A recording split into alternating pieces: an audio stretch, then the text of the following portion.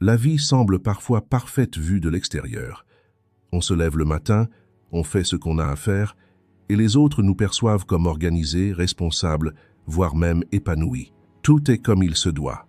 Mais parfois, même quand tout semble aller pour le mieux, on ressent autre chose au fond de soi. Un sentiment de distance difficile à décrire. Comme si la vie que l'on mène nous appartenait, mais qu'en même temps, elle ne nous appartenait pas entièrement. Il est facile de refouler ce sentiment au fil de la journée. Les appels, le travail, les responsabilités, les conversations nous en détournent. Mais à la fin de la journée, quand le calme revient, on ne peut plus s'échapper de soi-même. C'est à ces moments-là qu'une question subtile mais persistante surgit en nous. Suis-je vraiment là où je suis? C'est précisément ce qui intéressait Carl Jung. Selon lui, une personne n'est pas seulement définie par ses décisions apparentes, ses habitudes quotidiennes et l'identité qu'elle présente au monde extérieur. Au plus profond de nous, il existe un monde intérieur, souvent refoulé. Et ce monde intérieur se manifeste parfois non par des affirmations claires, mais par une agitation intérieure, des chagrins apparemment futiles, des rêves récurrents ou un sentiment d'incomplétude inexplicable. Souvent, on ne prend pas ce sentiment au sérieux au début, car le prendre au sérieux impliquerait de remettre en question sa vie actuelle, reconsidérer l'ordre établi, le chemin emprunté, l'identité portée pendant des années n'est pas chose facile. C'est pourquoi beaucoup choisissent de faire taire cette voix. Ils travaillent plus, procrastinent davantage, s'inquiètent davantage, mais ce qui est refoulé ne disparaît pas. Cela s'enfouit plus profondément et refait surface au moment opportun. Parfois, cela se produit dans une relation. On réalise en silence que le lien tissé si longtemps ne nous appartient plus. Parfois, cela se produit dans la vie professionnelle. Une réticence inexplicable pèse sur nos épaules lorsque nous nous rendons chaque matin au même endroit. Parfois, on félicite sincèrement la réussite d'autrui, mais ensuite, en repensant à sa propre vie, une tristesse inexplicable surgit en nous. Vient ensuite cette question familière. Pourquoi ressens-je un tel vide intérieur alors que je possède tout? Selon Jung, cette question n'est pas le signe d'un trouble, mais souvent celui qu'une personne commence à se rapprocher de sa vérité profonde. Car le véritable moi d'une personne n'est pas toujours celui qu'elle montre à la société. Une personne qui paraît forte, harmonieuse et sereine en apparence, peut cacher une part d'elle-même longtemps négligée. En réalité, cet appel est souvent le plus souvent entendu par ceux dont la vie semble ordonnée. Car plus on dépense d'énergie à maintenir les apparences, plus la voix du monde intérieur risque d'être étouffée. Et ce qui est refoulé finira inévitablement par se faire entendre un jour. Peut-être avez-vous ouvert cette vidéo par simple curiosité. Peut-être le titre a-t-il touché une corde sensible que vous ne pouviez exprimer. Peut-être êtes-vous arrivé ici suite à un sentiment qui vous habite depuis longtemps sans que vous puissiez le nommer. Quelle qu'en soit la raison, votre présence ici n'est pas insignifiante, car le cheminement intérieur ne commence souvent pas par de grandes décisions. Il commence dans le calme. Tout commence par un léger malaise, une prise de conscience inattendue, une simple question que l'on se pose sincèrement. C'était être là la plus grande force de Jung, nous apprendre à examiner les questions que nous évitons, plutôt que de nous fournir des réponses toutes faites. Et lorsqu'une personne apprend à s'en tenir aux bonnes questions, elle commence à comprendre que cette voix intérieure, qui a si longtemps cherché à se faire entendre, n'est pas étrangère, mais bien la voix la plus proche de nous-mêmes. L'une des vérités les plus surprenantes de la vie humaine est que parfois, au moment où l'on devrait être au plus près de soi-même, on peut en réalité devenir le plus distant. Ce thème occupe une place centrale dans la pensée de Carl Jung, car, selon lui, une personne n'est pas seulement constituée de décisions conscientes et de choix quotidiens. Elle est aussi un tout composé d'aspects refoulés, cachés, reportés et souvent même dissimulés à elle-même au fil des années. À première vue, nous pensons tous bien nous connaître.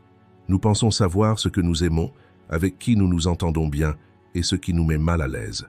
Cependant, il n'est pas si facile de discerner ce qui, dans ce que nous savons, nous est véritablement propre et ce qui relève d'une adaptation acquise par l'environnement. Dès l'enfance, une personne grandit et se façonne. Elle apprend progressivement quelles émotions sont acceptables, quelles réactions sont considérées comme honteuses et quels comportements sont valorisés. Et avec le temps, elle apprend non seulement comment se présenter aux autres, mais aussi quelles parties d'elle-même elle laissera paraître et lesquelles elle cachera. Après un certain temps, une personne contrôle non seulement son comportement, mais commencent également à censurer ses émotions. Ils refoulent leur colère car ils craignent d'être jugés injustes. Il nie immédiatement sa jalousie, incapable de l'admettre. Il minimise sa souffrance, refoule sa tristesse et refuse même de reconnaître ses sentiments pour ne pas paraître faible. Or, aucune émotion devenue invisible ne disparaît véritablement. Elle ne fait que se transformer. L'une des intuitions les plus profondes de Jung se révèle ici. On ne se débarrasse pas de ce que l'on refoule, on le dissimule sous une forme méconnaissable. Puis, cette part refoulée ressurgit par d'autres voies. Parfois, elle se manifeste par une réaction extrême et soudaine. Parfois, elle se transforme en une pensée obsédante dont on ignore la raison du poids. Et parfois, sous sa forme la plus intéressante, elle apparaît comme un trait de caractère intolérable chez autrui. Pourquoi un trait de caractère chez une personne nous bouleverse-t-il autant, nous tend-il autant, nous met-il autant en colère, produit-il un effet si puissant? L'approche de Jung nous invite ici à l'introspection plutôt qu'à la recherche de coupables, car parfois, ce que nous rejetons chez autrui touche une part de nous-mêmes que nous préférons ignorer. Il ne s'agit pas d'un regard accusateur, mais bien d'une porte ouverte sur une conscience plus authentique. Par exemple, si l'indécision de quelqu'un vous dérange plus que d'habitude, elle fait peu être écho à un problème profondément enfoui en vous. Ou si l'importance que quelqu'un se donne suscite chez vous une réaction excessive, peut être, portez-vous vous aussi une tension profonde liée à l'expression de votre propre valeur. Ce genre de questions est déstabilisant, car elles ébranlent l'image nette et maîtrisée que l'on s'est construite. Mais c'est là que réside la véritable importance de Jung. Il affirme qu'une personne ne se définit pas uniquement par ses aspects forts, harmonieux et admirables. Il faut aussi la comprendre à travers les aspects qu'elle a longtemps ignorés. Rencontrer l'étranger en soi n'est donc pas chose aisée, car cet étranger n'est pas une personne extérieure, mais une part de soi-même restée à l'écart pendant des années. Le voir peut parfois amener à repenser tout le récit de sa vie, mais cette confrontation n'a pas à être dévastatrice. En réalité, le véritable changement commence souvent ici, car une personne reste sous l'emprise de ses parts d'ombre tant qu'elle les refoule. Lorsqu'elle les voit enfin, elle prend du recul. Elle n'est plus aveuglément contrôlée, mais commence à comprendre ce qui se passe en elle. Dans l'approche de Jung, la transformation commence souvent non par de grandes déclarations, mais par une prise de conscience progressive. On ne devient pas parfait du jour au lendemain, mais lorsqu'on prend conscience de ce qu'on a exclu, de ce qu'on a minimisé, de ce qu'on a caché par peur, les forces qui contrôlaient secrètement notre vie s'affaiblissent peu à peu. C'est là que naît le sentiment de liberté. Car plus on se comprend profondément, plus on se libère des automatismes qu'on manifestait auparavant. Bien sûr, ce chemin est semé d'embûches. Explorer honnêtement son monde intérieur est souvent plus déstabilisant que réconfortant. On y découvre des aspects de soi-même qu'on préférerait ignorer. Pourtant, cette rencontre a un aspect guérisseur, car une émotion reconnue est moins effrayante qu'une émotion refoulée. Un aspect compris est moins dommageable qu'un aspect réprimé. Un observateur extérieur de la vie de Carl Jung n'aurait décelé aucune faille en lui. Son nom était connu, son œuvre attirait l'attention et ses idées étaient suivies avec sérieux dans de nombreux milieux. De l'extérieur, tout semblait solide, mais les plus grandes épreuves d'une personne sont souvent invisibles. Jung, lui aussi, a franchi un tel seuil à un certain moment de sa vie. Il ne s'agissait pas d'un effondrement soudain et explosif, mais plutôt d'un lent déplacement de pierre à l'intérieur de lui. Sa séparation d'avec Freud, avec qui il avait longtemps collaboré, ne se résumait pas à une simple divergence d'opinion. C'était aussi la perte d'un point d'ancrage familier, la dissolution d'une structure sur laquelle il s'était appuyé mentalement. Après cette dissolution, Jung fut contraint de se tourner vers l'intérieur, non pas pour trouver une réponse facile, mais pour affronter des questions auxquelles il ne pouvait plus se soustraire.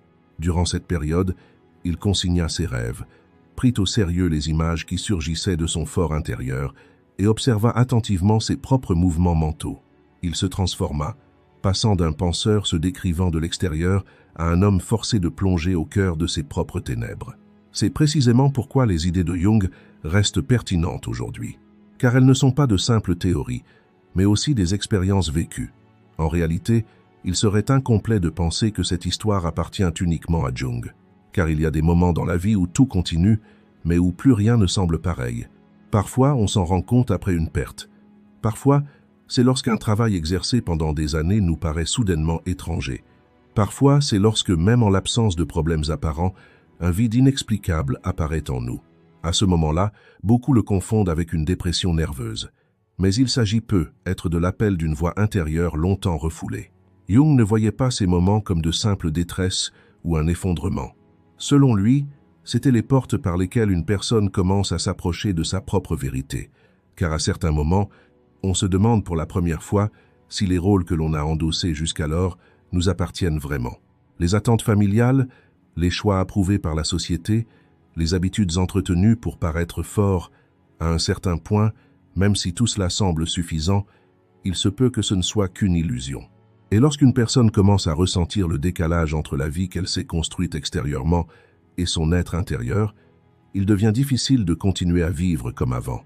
C'est précisément là que commence le processus que Jung appelle l'individuation. Ce processus ne consiste pas à se réveiller un matin en se comprenant parfaitement. C'est un cheminement plus authentique, mais aussi plus exigeant. D'abord, on prend conscience des vies qui ne nous appartiennent pas vraiment.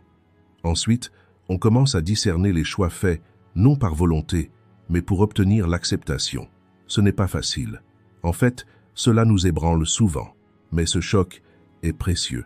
Car sans prise de conscience, il n'y a pas de transformation. On ne peut changer ce qu'on ne voit pas. Nombre de vies qui semblent rayonnantes de l'extérieur peuvent être restées figées intérieurement pendant longtemps. L'un des héritages les plus importants de Jung peut être celui-ci. Lorsqu'une personne commence à prendre au sérieux le silence intérieur, elle se rapproche véritablement d'elle-même pour la première fois de sa vie. Alors, si vous traversez une période d'incertitude aujourd'hui, ne la considérez pas immédiatement comme une erreur. Peut-être n'est-ce pas un moment de désintégration, mais un moment de rapprochement avec soi-même. L'un des thèmes les plus marquants de la pensée de Carl Jung est celui des archétypes. À première vue, ce mot peut sembler abstrait, complexe, voire un concept réservé aux livres. Pourtant, les archétypes sont bien plus présents dans notre quotidien que nous ne l'imaginons. Ils se manifestent parfois dans un rêve, parfois par un sentiment de proximité inexplicable, et parfois encore par une impression soudaine et puissante d'une personne inconnue. Selon Jung, l'être humain ne vit pas uniquement à travers ses souvenirs personnels et ses décisions conscientes. En chacun de nous réside un monde intérieur commun, porteur des traces des strates les plus anciennes de l'expérience humaine. Les archétypes sont l'une des manifestations de ce monde profond. Bien plus qu'un simple personnage de conte de fées ou un symbole ancien, ce sont des schémas fondamentaux qui se répètent inlassablement dans notre monde intérieur. Ainsi, tenter de comprendre les archétypes revient à déchiffrer progressivement le langage de notre propre voix intérieure. L'une des structures fondamentales sur lesquelles Jung se concentre est l'ombre. L'ombre représente les aspects de soi-même que l'on refuse de voir, que l'on repousse, que l'on cache ou que l'on relègue au second plan. Dès l'enfance, nous recevons tous certains messages. Certains traits de caractère sont encouragés, d'autres réprimés. Avec le temps, on apprend non seulement à se présenter au monde extérieur, mais aussi quelles facettes de soi-même laisser transparaître et lesquelles dissimuler. Puis les années passent, et ces aspects cachés sont traités comme s'ils n'avaient jamais existé. Pourtant, rien de ce qui est ignoré dans le monde intérieur ne disparaît véritablement. Cela se retire simplement dans un lieu plus paisible. Et un jour, parfois suite à un petit événement, parfois de façon inattendue, cela se manifeste à nouveau. On ne comprend pas toujours pourquoi on réagit de façon excessive à une situation. On perçoit chez autrui un trait de caractère qui nous dérange profondément. Ou bien on souhaite prendre ses distances avec certaines choses sans raison apparente. Selon Jung, ces moments ne sont pas le fruit du hasard. Souvent, ils indiquent des aspects de notre être que nous devons explorer. Tenter de comprendre son ombre, c'est commencer à être plus honnête avec soi-même. Ce n'est pas un processus facile, mais il conduit à une plus grande authenticité. Car lorsqu'une personne prend conscience de ce qu'elle a refoulé en elle-même, elle commence aussi à percevoir plus clairement de nombreux éléments qui influencent sa vie en coulisses. Parmi les concepts les plus discutés de Jung figurent l'anima et l'animus. Ces concepts servent à décrire les différents aspects du monde intérieur d'une personne qui aspire à l'équilibre. Jung croyait que chaque individu possède non seulement l'apparence extérieure qu'il présente, mais aussi une autre dimension, enfouie au plus profond de lui-même. L'émotivité, l'intuition, l'expressivité, la détermination, l'équilibre intérieur, la manière de nouer des relations. tous ces aspects existent à des degrés divers au sein de la structure intérieure d'une personne. Lorsqu'un de ces aspects est négligé pendant une période prolongée, une personne peut commencer à rencontrer certaines difficultés dans sa vie. Parfois, elle a du mal à comprendre ses propres émotions, parfois à s'exprimer ouvertement.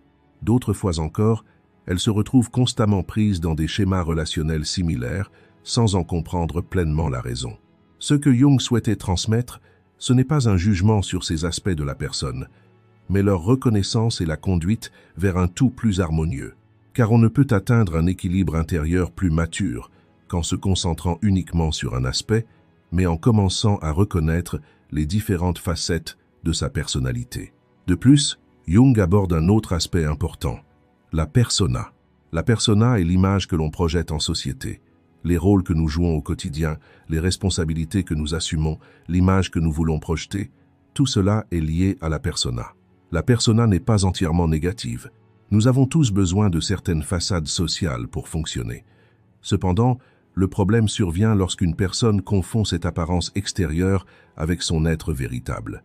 Car une personne qui paraît forte, docile et maîtresse d'elle-même, peut cacher des questionnements intérieurs bien différents.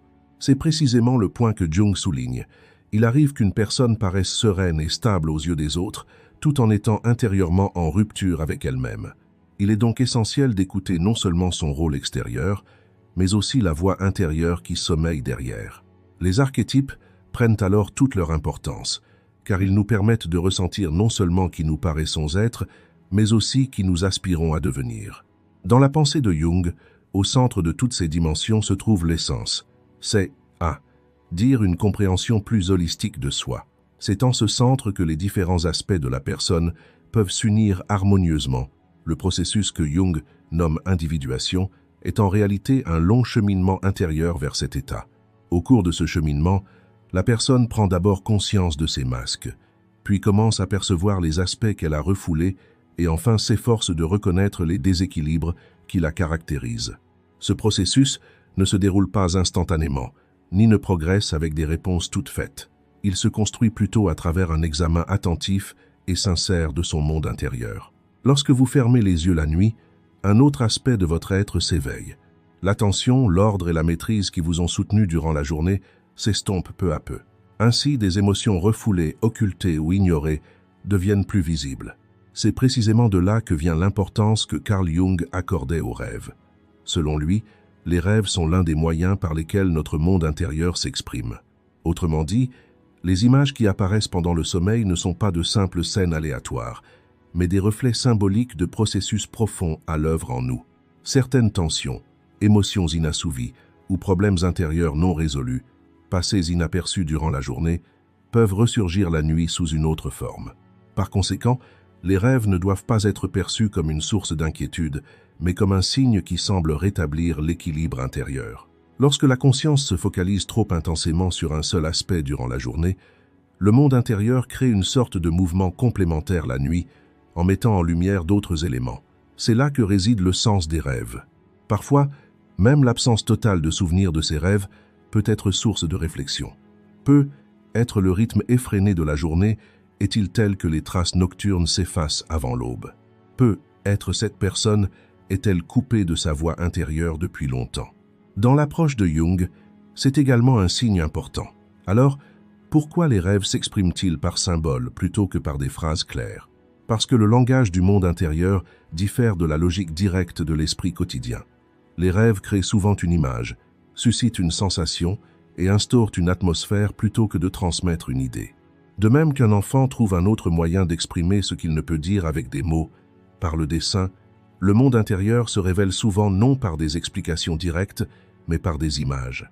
Ainsi, se voir tomber d'un lieu élevé en rêve ne signifie pas que vous tomberez réellement dans le monde réel.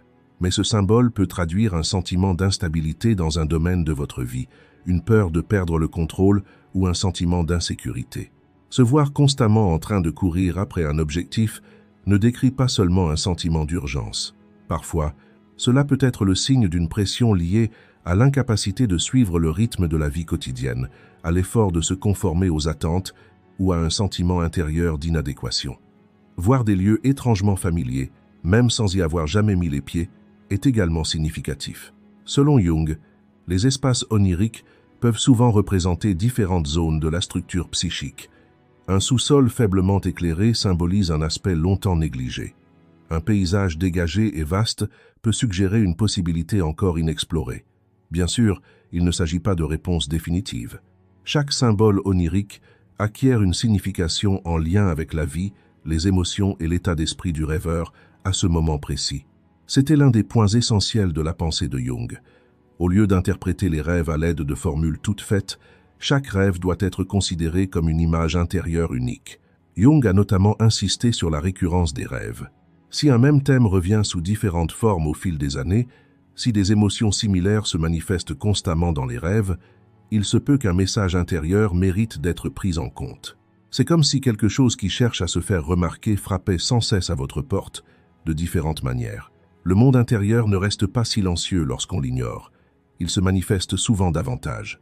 Au cœur des rêves récurrents se cache peu être une tension non résolue, une émotion inexprimée ou un processus intérieur en attente d'achèvement. Curieusement, il arrive que lorsqu'une personne se concentre véritablement sur la signification d'un rêve, l'image en question perde de son intensité.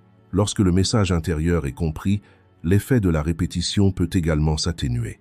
Cela montre à quel point les rêves peuvent être utiles. Inutile d'employer une méthode compliquée pour analyser ces rêves. Le moyen le plus simple et le plus efficace de commencer est de garder un carnet près de son lit.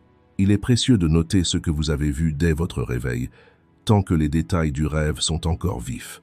En effet, les rêves peuvent s'estomper rapidement au contact de l'esprit du matin.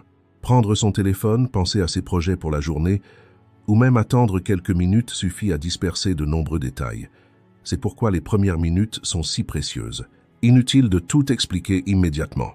Au départ, il suffit de noter les scènes, les sensations, les personnes et le lieu. Avec le temps, des émotions récurrentes, des figures similaires et des lieux communs commenceront à apparaître dans ces notes. Ainsi, les rêves cessent d'être de simples souvenirs isolés et deviennent une carte révélant les schémas de votre monde intérieur. Jung est allé plus loin, considérant qu'il est important de réfléchir consciemment à une figure ou un symbole vu en rêve. Revenir à cette image mentalement, en essayant calmement de comprendre ce qu'elle représente, peut créer un lien entre votre monde intérieur et votre conscience. Et peut être ce lien. Devient-il le point de départ de la relation la plus profonde et la plus intime qu'une personne puisse tisser avec elle-même. Parfois, dans la vie, il existe des moments qui, à première vue, semblent ordinaires, mais qui, silencieusement, modifient le cours d'une vie. La plupart des gens associent ces moments à des événements majeurs, des tournants décisifs ou des rencontres inoubliables. Les films nous le montrent souvent aussi. Tout se passe en un instant. L'atmosphère change et la personne entre dans une vie nouvelle. Cependant, ce que Carl Jung évoque est beaucoup plus paisible. Ce moment est souvent sans prétention. Il est silencieux. Il s'installe lentement. Il s'installe en nous sans qu'on s'en aperçoive. Parfois, il survient lorsque l'on se regarde dans le miroir le matin. On y voit un visage familier, mais une légère sensation de distance nous envahit. Parfois, il apparaît au cours d'un long voyage, lorsque l'esprit se calme un instant, tandis que l'on regarde par la fenêtre. Et parfois, il se révèle dans ce bref silence du soir, lorsque l'on est seul, après une journée qui semble s'être déroulée normalement. Ce petit moment invisible est au cœur de toute la pensée de Jung. C'est le moment qui oriente l'individu vers son monde intérieur plutôt que vers les circonstances extérieures. Et peu, être cet appel s'est-il manifesté plus d'une fois dans votre vie. Peu, être même que cet appel résonne en vous en ce moment. Alors pourquoi tant de personnes l'ignorent-elles sans même s'en apercevoir? Selon Jung, la raison est claire. Pour l'être humain, se préoccuper du dynamisme du monde extérieur est souvent plus facile que de se tourner vers l'intérieur. Le rythme effréné du quotidien, les responsabilités, les objectifs, les tâches et le mouvement incessant deviennent parfois la forme la plus acceptable d'isolement. L'agitation devient inconsciemment une barrière protectrice. Des pensées comme « ce n'est pas le bon moment »,« je regarderai ça quand je serai plus détendu et laissez-moi m'occuper de ça d'abord » semblent tout à fait naturelles. Mais pour Jung, il ne s'agit pas simplement de procrastination. Ce sont aussi des mécanismes de défense interne qui retardent l'exploration de sa propre profondeur. Car on ne peut savoir à l'avance ce que l'on découvrira en se tournant vers l'intérieur. cela engendre naturellement la prudence. Cependant, il est important de comprendre ceci. Tout appel intérieur constamment reporté s'affaiblit avec le temps. Passé un certain point, il peut devenir difficile d'entendre sa voix intérieure la plus importante. C'est là le principal point que Jung a soulevé. Au sein d'une vie en apparence ordonnée, on s'éloigne progressivement de son centre intérieur. En surface, tout semble à sa place. Mais intérieurement, il peut subsister un espace inaudible, ignoré et incompris. Jung considérait l'introspection sincère comme l'une des étapes les plus importantes de la vie. Il ne s'agissait pas d'une simple affirmation, mais d'une observation profonde. Faire face aux problèmes extérieurs est souvent plus simple. Que faire, par où commencer? Vers qui se tourner pour obtenir de l'aide? C'est plus facile à comprendre. Cependant, se tourner vers l'intérieur est un processus totalement différent. Il n'y a pas de frontières clairement définies. On y rencontre les aspects de soi-même que l'on a tenus à distance. On commence à comprendre pourquoi on se sent si épuisé dans certaines situations, pourquoi certaines réactions se répètent, pourquoi des relations similaires suscitent des sentiments similaires. Et cette prise de conscience exige une sincérité authentique. Jung ne la concevait pas comme un processus ponctuel. Pour lui, se tourner vers soi-même n'était pas un aboutissement immédiat, mais un cheminement qui se déploie au fil du temps. Devenir plus conscient chaque jour, être un peu plus honnête chaque jour, entendre sa voix intérieure un peu plus clairement chaque jour. Voilà comment se produit la véritable transformation. Parmi les éléments partagés dans cette vidéo, lesquels ont résonné en vous? Était-ce la signification des archétypes, les indications des rêves, les réflexions sur les aspects de soi que l'on dissimule, ou ce sentiment familier que vous ressentez depuis longtemps sans pouvoir le nommer? Car le moment où quelque chose en nous dit « cela me touche » est important. La pensée de Jung prend racine ici même, dans cet instant de reconnaissance intérieure. Peut être qu'aujourd'hui, en regardant cette vidéo, ce moment s'est rapproché de vous. Peut-être, sans vous en rendre compte, avez-vous déjà fait les premiers pas sur ce chemin intérieur.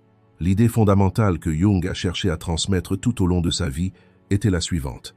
Si une personne souhaite véritablement se rapprocher d'elle-même, elle doit d'abord accepter la quête de soi. Cette quête ne diminue pas la personne. Au contraire, elle la conduit vers un état plus solide, équilibré et authentique. Car le véritable soutien d'une personne ne vient pas de l'extérieur, mais de la connexion qu'elle établit en elle-même. Et cette connexion a toujours été là. Peut-être vous en êtes-vous rapproché un peu plus aujourd'hui. C'est en soi précieux. Nous arrivons au terme de cette vidéo. Si vous souhaitez nous soutenir, vous pouvez devenir membre de la chaîne en cliquant sur le bouton « Rejoindre ». Merci.